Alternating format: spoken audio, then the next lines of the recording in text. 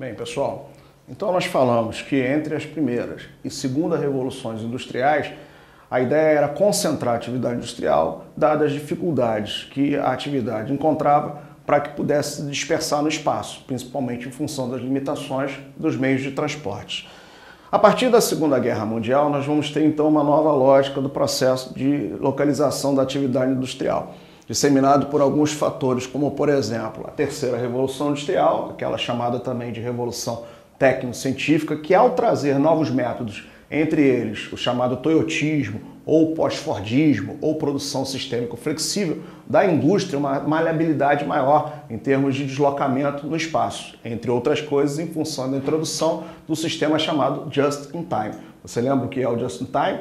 É um sistema de produção que se baseia na produção sob demanda, ou, como diz literalmente a expressão, na hora certa.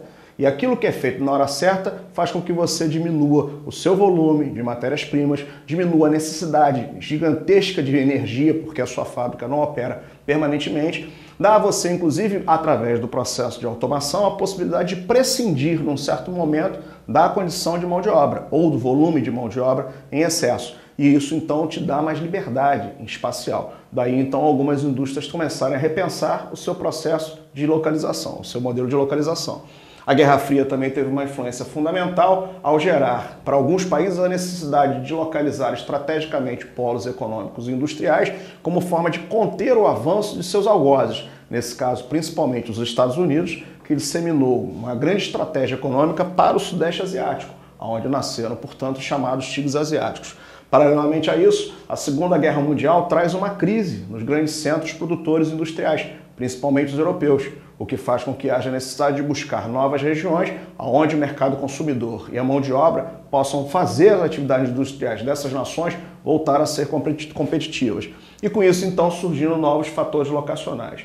As regiões mais beneficiadas por surgimento desses novos fatores locacionais serão a América Latina, e aí bem representada pelo nosso país, o Brasil. Vamos lembrar que pós-Segunda Guerra Mundial nós tivemos o governo de JK, que apesar de não ter sido o iniciador do processo de industrialização brasileiro, e sim com Vargas, década de 30, ele foi o que deu um grande pontapé, um grande salto para que o Brasil realmente se transformasse numa nação industrializada. Quando o JK governou o país, entre 1956 e 1961, exatamente neste período pós-Segunda Guerra Mundial. E na sua grande campanha internacional, com o objetivo de modernizar o nosso país através da atividade industrial, entre outros fatores, JK chama várias empresas justamente dos grandes centros, países europeus e Estados Unidos, indústrias fundamentalmente automobilísticas, e que acreditam no nosso país exatamente pensando nesses novos fatores locacionais que poderiam ser descobertos no nosso território. Tá?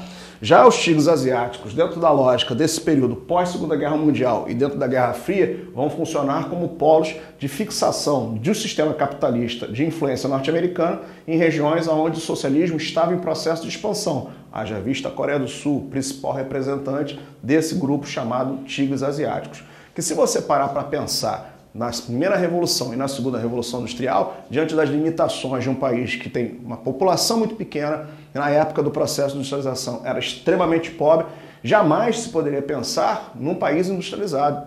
Se você conversar com o seu avô sobre a possibilidade de se imaginar, durante a Segunda Guerra, a Coreia do Sul como uma nação industrializada, ele provavelmente iria rir de você.